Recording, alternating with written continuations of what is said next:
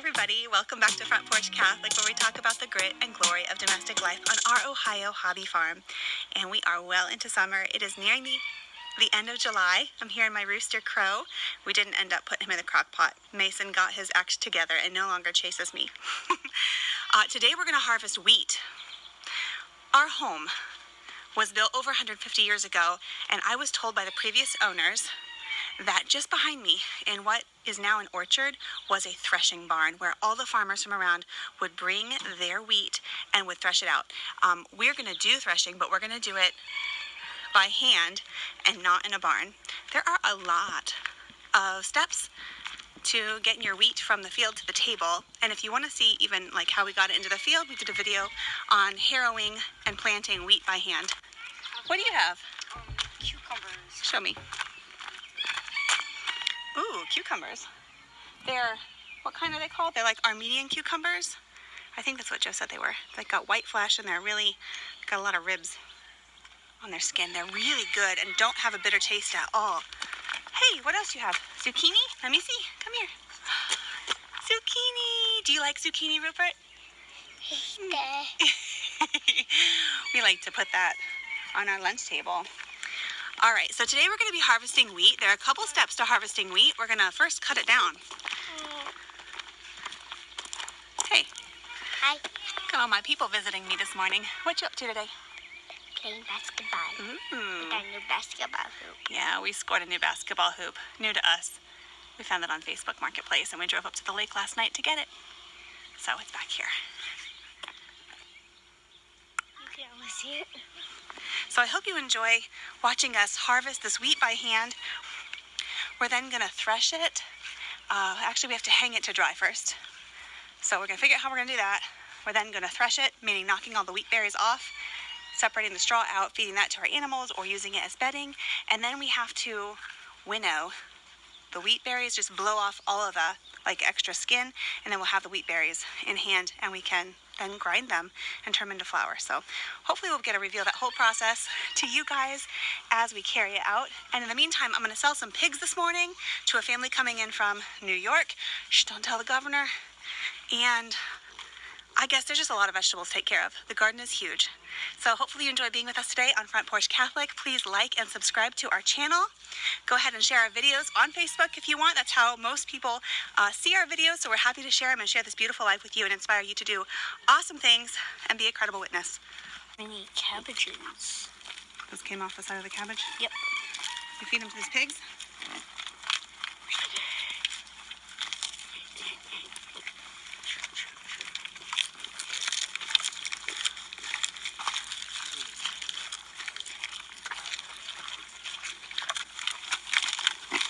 Would you say we're getting some kind of cabbage worm? There they are. Evil beasts. Are you feeding the whole cabbage to the pigs? I don't know. This one's pretty bad shape. One of the advantages of having pigs, nothing goes to waste when it would have otherwise been lost. It goes from cabbage to bacon or sausage. Chops. Pork. Pretty good trade-off. Too much moisture too fast on that cabbage head. Let me take it up this morning.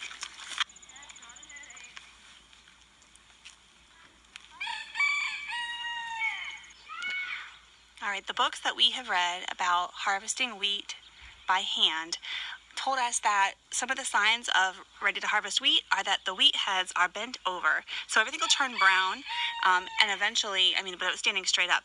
And the berries wouldn't be quite dry enough or cured enough. But once the little, the wheat head starts to tip over, it means it's time for it to come out of the ground and into dry storage. So we're going to do that. I'm a little bit nervous because some of the wheat looks like it might be, I don't know, molding or something. I don't know. We'll see. It's been really humid here. It was first not ripe, and then we got a bunch of rain, a bunch of humidity, and we couldn't harvest it when it's wet. It's still really damp this morning. Everything I'm touching is just covered in moisture. It was really foggy today when we woke up. So I don't know if it's best to harvest it now or let it dry a little bit, but that's kind of the game we've been playing, just waiting for the day to cooperate, the weather to cooperate. So I'm kind of feeling for those farmers that have to deal with this on a larger scale, make those decisions. We just have a little patch here of wheat that we have to work with. So Anyway, hopefully it'll turn out okay. All right, that black color is kind of what I'm talking about. It looks to me like it could be some kind of rot. I'm hoping that the wheat berries inside are not like dried out and grainy. I don't know if that makes sense or sounds like a joke I'm trying to make, but anyway, some of the berries inside would just look like they had disintegrated, I guess. This one, it looks like it might be in good shape actually. So hopefully they're all that way. I guess we'll just cut it down, hang it to dry, and find out when we go to thresh it. I don't know. They say if you pop one of these in your mouth and it tastes kind of chewy, it's not ripe. But if you put it in your mouth and you can kind of grind it and it tastes really nutty, then it is time to harvest. And they are ripe berries. So, I don't know. A little chewier than I thought it was going to be. But I don't really have anything else to go on. We're going to do it anyway, because else it's going to rot.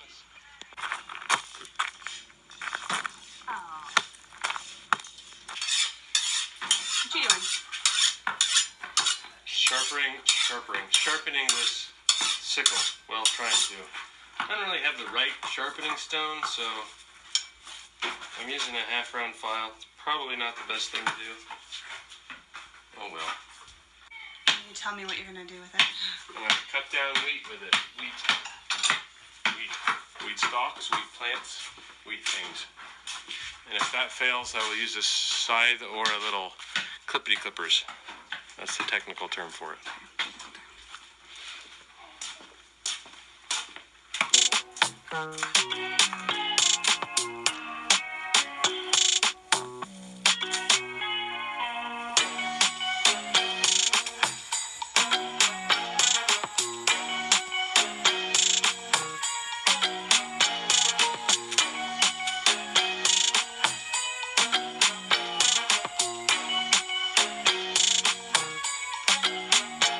Follow after me gleaning.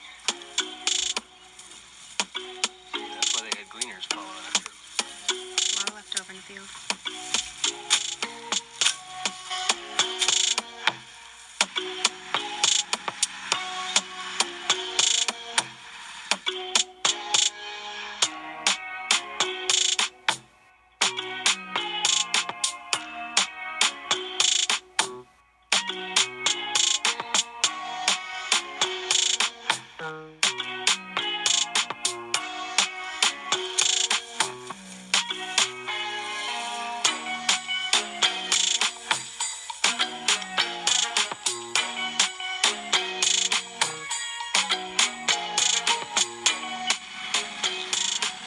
I think a sickle, no, this is a sickle. I think a scythe would be like less time consuming. I'm only getting this much.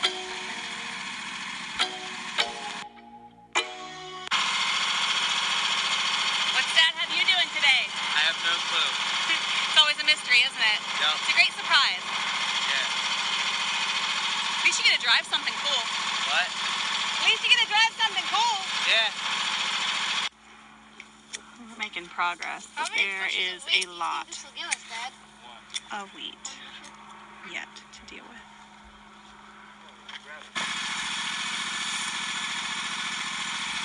Batch number 1.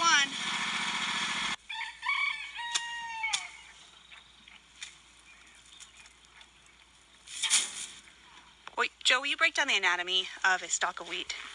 Because I didn't even know really what the different parts are called before we started doing this process. I don't know. This is the stem.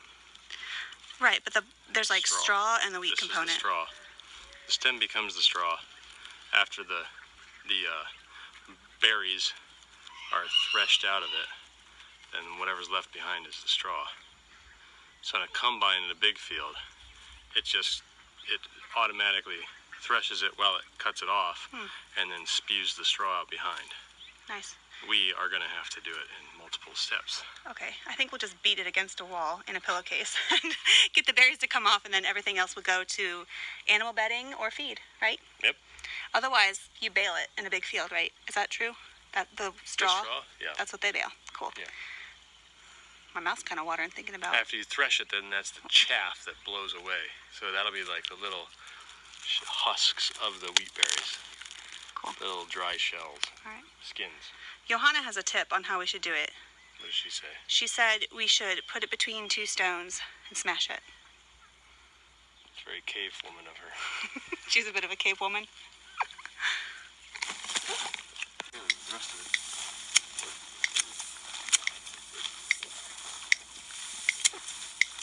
Okay, my wheat maiden, here's what you're gonna do. I'm gonna have a handful of wheat like Bruno's got there. I'm gonna hand it to you. You're gonna bring it over here, set it in the trailer just like that, okay? Go follow me. Our bushels of wheat. So we opted for the little scissor nipper things. Clicker clackers. Yeah, they're a little faster than the sickle. Well, our And- sickles are pretty dull, so that was part of the reason. Okay, so this is faster. Sharper, faster. And the scythe would have been too messy. What did you say you didn't have on the end of your scythe? Like a basket? A cradle. Yeah, some scythes have cradles that catch, so you slide the wheat and it catches it right away. And then you don't have to pick it up. We've got people doing different jobs. Thomas is gleaning like Ruth, picking up everything left behind. Johanna is the wheat maiden, stacking it all in the trailer for curing. And the boys over here, Leo and Bruno, are cutting the wheat. I'm going to join them and then make some lunch.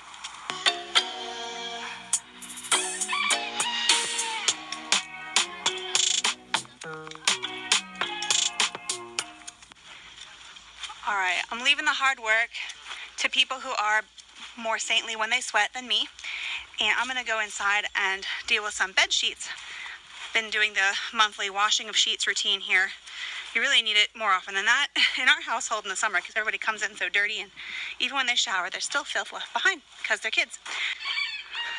I was reminded I need to get back on this job. I kind of left it behind this morning. I was reminded by the conversation Joe and Johanna were having about making a straw tick.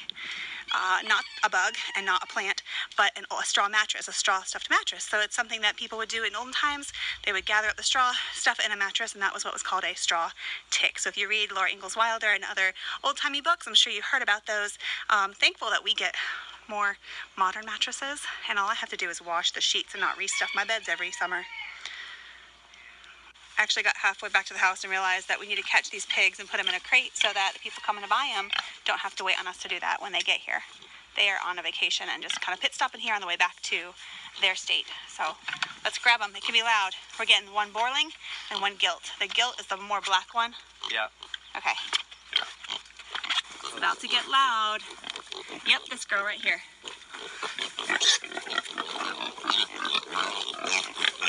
Pull the ladder for you. Oh, these things are fat. Yeah. I bet. I'm gonna eat its leg. Anyway.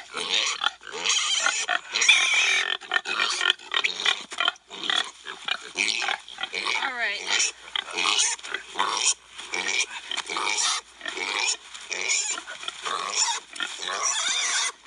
Yep, move out of the way. Thomas needs to get that piggy in there. Stay right over there. Don't touch that, please. Cheese. You guys, get out of the way, please.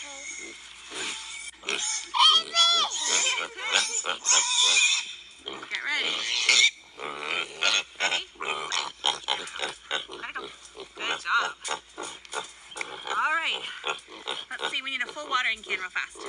Okay, I'll get I have to go keep doing it. Actually, you don't need a watering can after all. Thank you.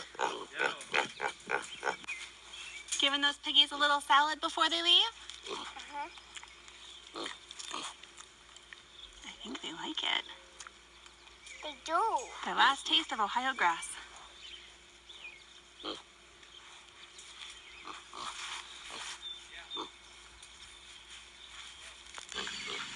Okay, I think our pig buyers are almost here. We're finishing up the wheat harvest now. I hear a batch coming back to be put up in the barn. And we're going to just go ahead and call it a video. So thanks for joining us this morning. We hope to see you in the next video. Yeah, be made holy through your work, guys. Bye.